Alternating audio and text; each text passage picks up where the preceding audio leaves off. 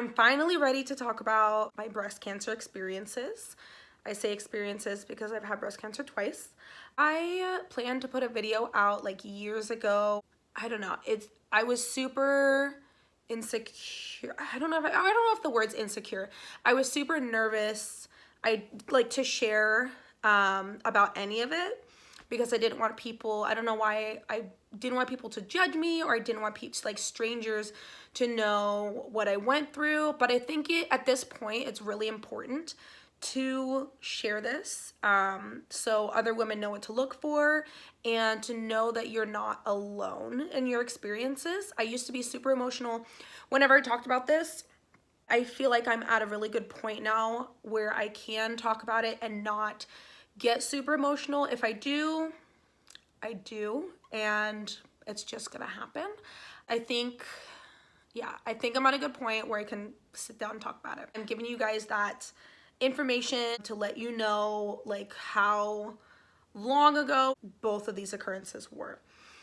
So I'm just gonna start back as much as I can remember. I don't have anything to like read off of or like footnotes or anything like that to remind me everything that happened. I'm gonna try my very best, and I'll probably be leaving details out, but that's okay. Back in 2014, I want to say it was October, I think it was September, when I was talking to my then boyfriend, now husband, about going in to get checked. I had told my husband, I don't know if I should say boyfriend at the time, husband now, I had told him, his name's Christian, so I had told Christian at the time, I was like, hey, I have this like lump in my left nipple, like it's really hard.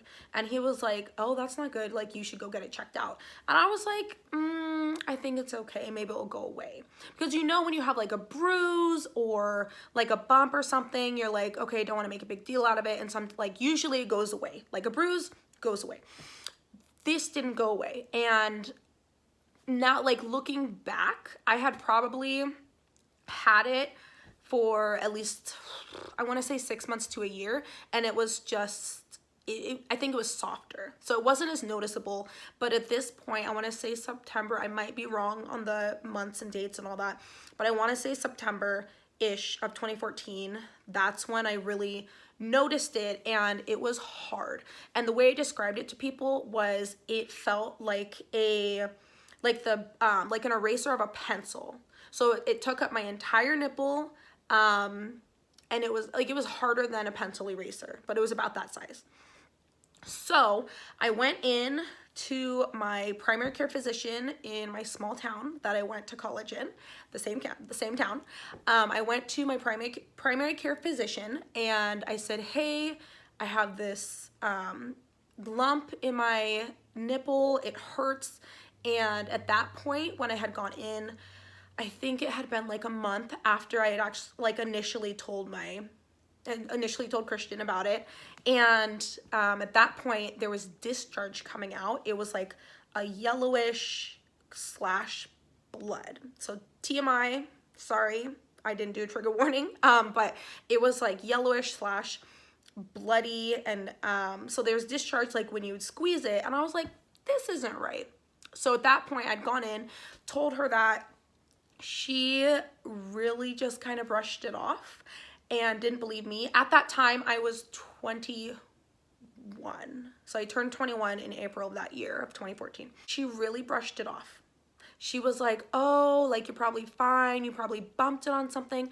And I was like, when do you bump your nipple on something and have it bleed? No. At the time, I had worn like 2 sports bras. Initially, I was a 36 double D before I got all like the diagnosis and everything. So I would wear 2 sports bras. I worked out all the time. I would keep my phone in my bra on the left side, and that it happened to be where I got my cancer. I'm not saying it's from having a phone in there. It's from they could not pinpoint what it was from. It could be from multiple things. It's not genetic. It's not in my genes. So yeah. Anyway, so she had kind of brushed it off, and I was like, no, like this, like it hurts, like it's getting to the point of hurting. There's red, there's yellow, like there's discharge coming out. and I kind of want to get this checked out. Like, I think it might be a little important. So she finally, like, reluctantly sent like a referral to radiology, and I went downstairs. I can't remember if it was the same day or if I had to come back. Regardless, I went to radiology and I was super nervous. I think I went with my mom. I want to say I went with my mom. And I was in there, and she, or the radiologist, I want to say it was a guy. So the radiologist tech, I want to say, she did the initial, like, looking with the ultrasound, and then they had a radiologist come in to read it. And he looked at me and he was like, "This just looks like an intraductal papilloma. Essentially, like, oh, you're fine. Just keep an eye on it for 6 months. Like, you're fine. Don't worry about it. We don't need to do anything right now." And I looked at him and I was like, "So this does hurt. Like, can we do something? Like, can I have surgery to get it removed or what?"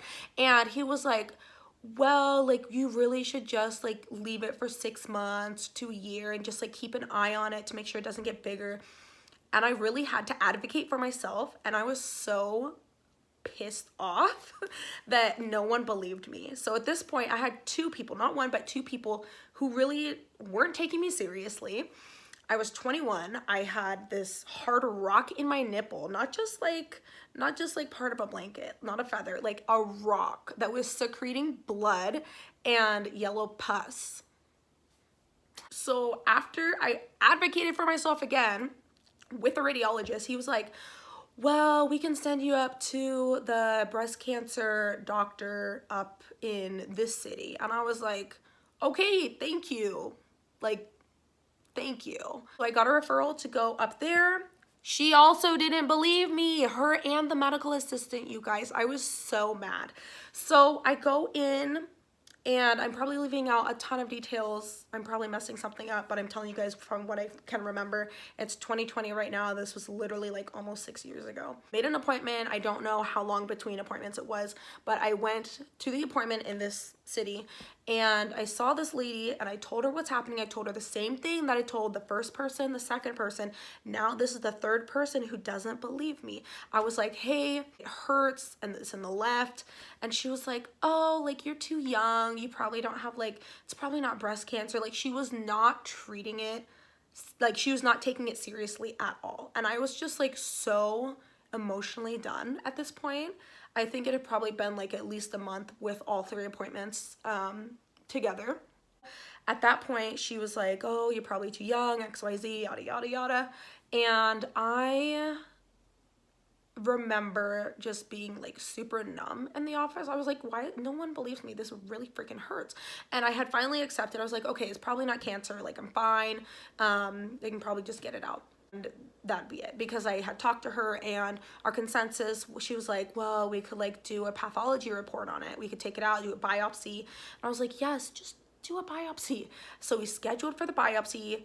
Keep in mind, the town that it's a town. The town that I grew up in, like, went to college in, is an hour and 20 minutes, an hour and a half from this other city where I had to go, because the town is so small, they really don't have any specialists or anything like that. I had to keep driving back and forth. The next appointment to do the pathology report, to, like, do the biopsy so they could run it and tell me, like, what it was. So we did that. I went back to work. At the time, I was working, like, 3 jobs. I was in marching band. I had a super busy schedule, and so it's just go, go, go. So I was coming from, I don't know what day of the week it was, but I was coming from one of my jobs, the last job of the night, and then I was just gonna go home. I think I was gonna go visit my mom and my sister at their place. I got off of work, I got a call, and I had pulled into a parking lot to take the call, and it was my doctor. And I remember just, like, I went blank. On the call, she goes, "Hey, so really weird. So it came back cancerous."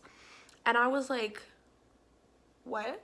And she goes, "Yeah, so the pathology report, it doesn't make any sense. Like, it's really weird. It came back as the lump, the pathology report came back, and you have cancer." And I was like,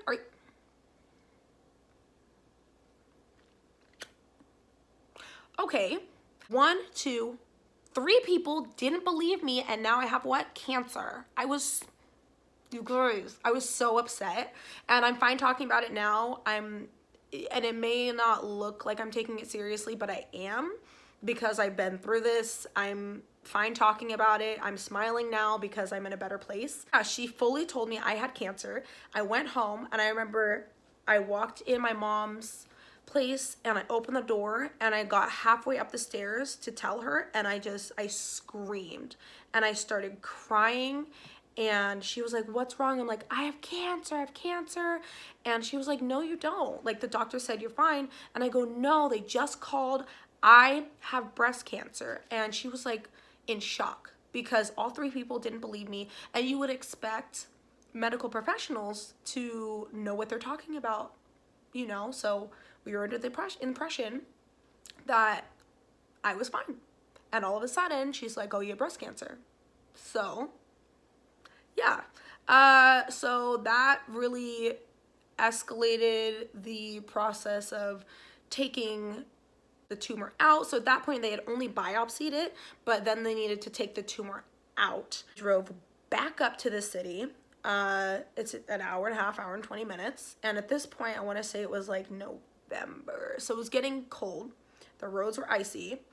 In this certain area that I lived, it gets very cold in the winter, and I'm not kidding, like, school doesn't cancel unless it's like 3 feet of snow. So we drove up to the city. I had opted to have a double mastectomy, and for those of you who do not know what a double mastectomy is, it's when they go in and cut out all of your breast tissue, your mammary glands, all of it. So I had made the extremely hard and difficult decision to get a double mastectomy. So that means they took both of my boobs, my breasts, whatever terminology you want to use, they took them. I go in for surgery. They do the surgery and everything. It was super emotional.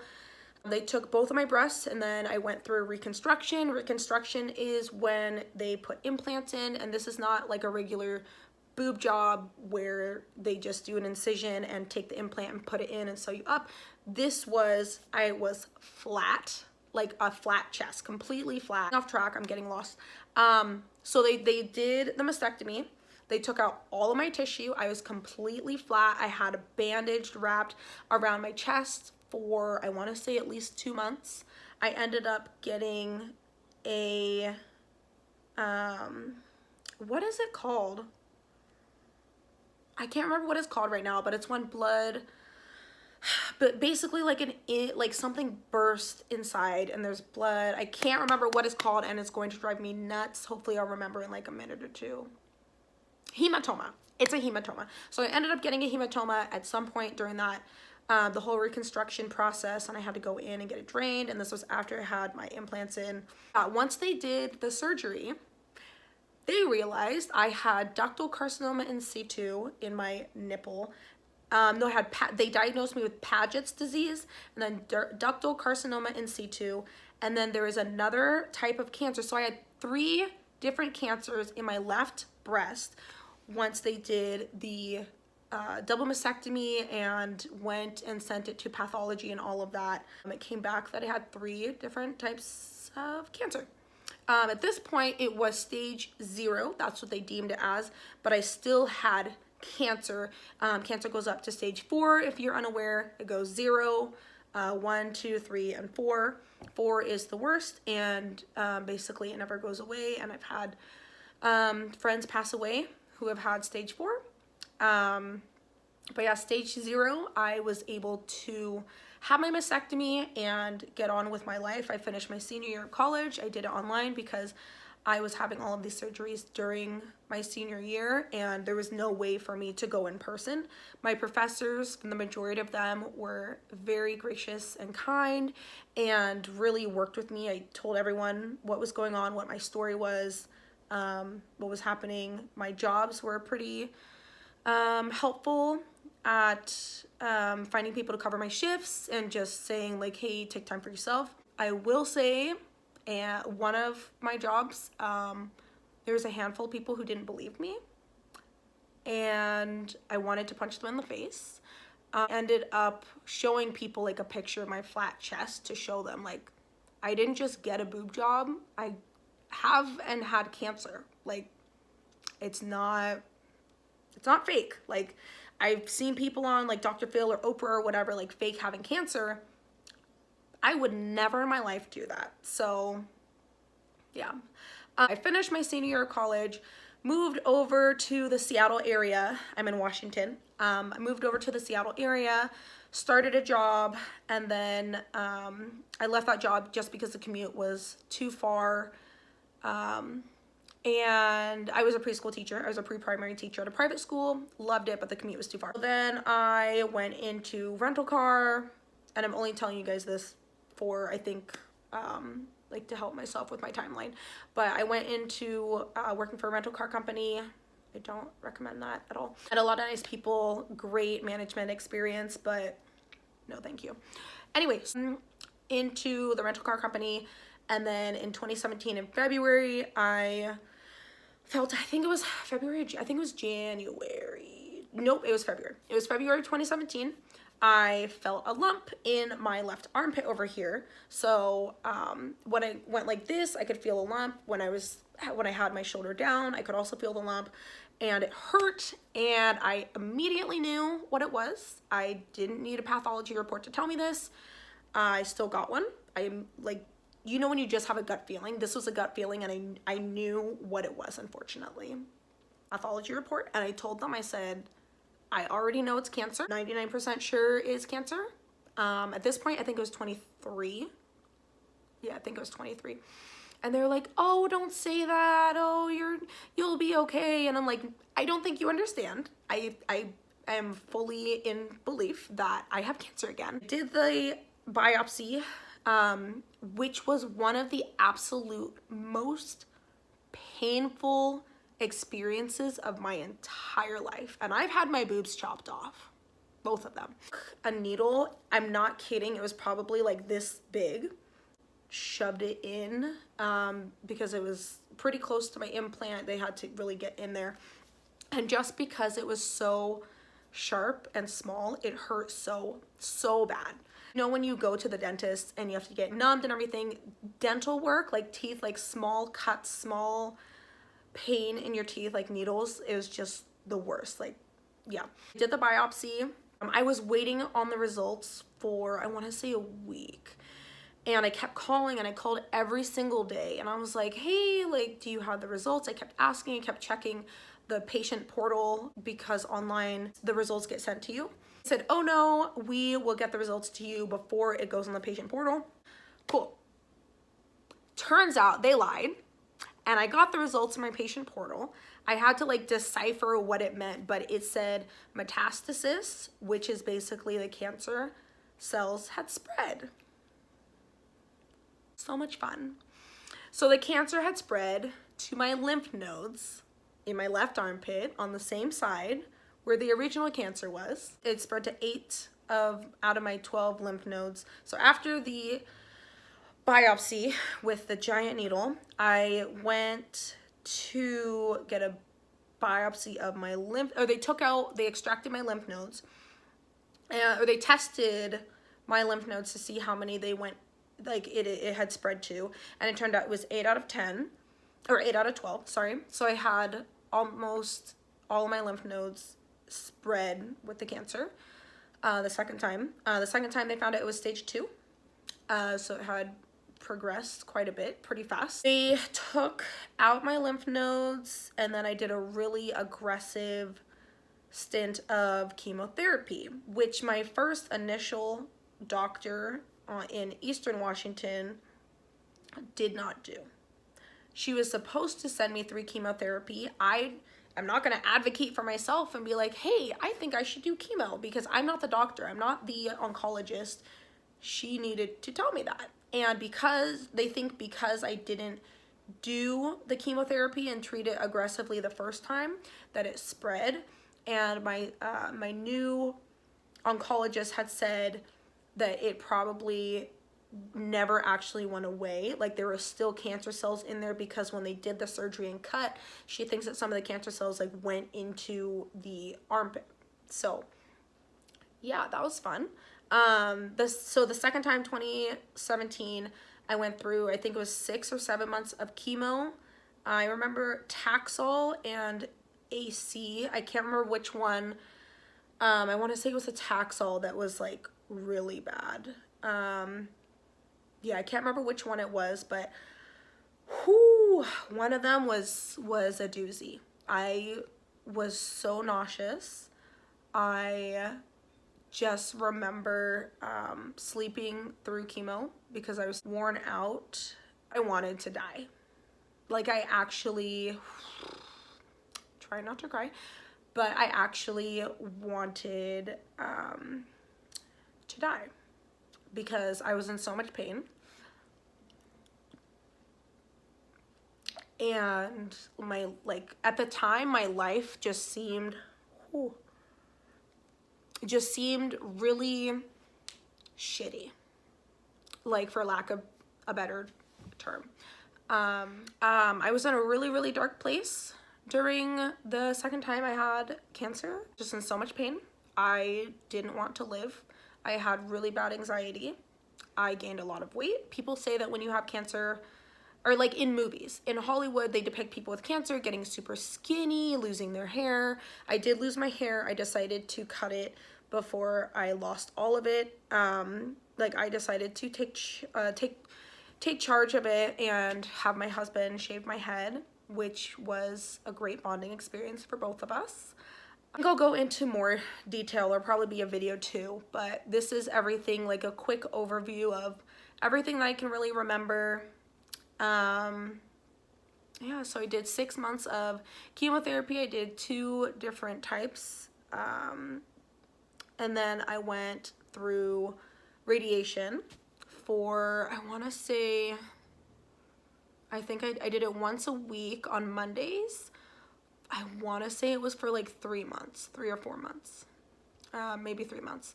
So yeah, that was fun. Not really at all. But I'm in a much better place now. I have a really great support system. I had a really great support system through the entire thing.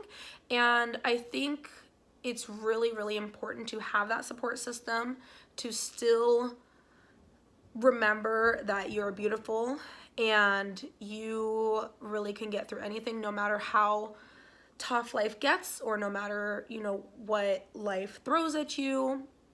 Everything happens for a reason. And not saying, yay, I had cancer, but I really do truly believe that this experience, these 2 experiences, really shaped who I am as a person, has shaped how I look at the world, how I view people, how I have compassion for others. Just a lot of aspects in my life have drastically changed since going through these 2 experiences. And cancer, I want people to know that yes, I'm smiling right now. Cancer is not like a one and done thing. Cancer is not a 2 and done thing. Like, I had cancer twice, I'm done. I had somebody had cancer once, they're done. It is a lifelong experience because it affects fertility. It affects your mental health. It affects your body inside and out. It affects relationships, friendships. It affects so much. And I think it's really important to recognize that and have compassion for others. This has really shaped who I am as a person. And I'm not glad to have had cancer, but I am glad to have undergone that experience because I really have a different outlook on life now. I hope this helps somebody. I hope this is informational for at least 1 or 2 people. If I can do that, perfect. I will be going more into detail in different videos, and I really hope I can help at least 1 or 2 people, because it would have been really nice to have seen videos, like more inspirational videos during that time, instead of just going to my appointments, watching Lifetime movies, and having that be it. So thank you guys for watching and listening to my breast cancer, a quick overview of my breast cancer experiences. And if you guys have any questions, definitely leave them in the comments and I will make a video answering any questions. But But yeah, thank you guys so much, and I hope you guys have a good rest of your week.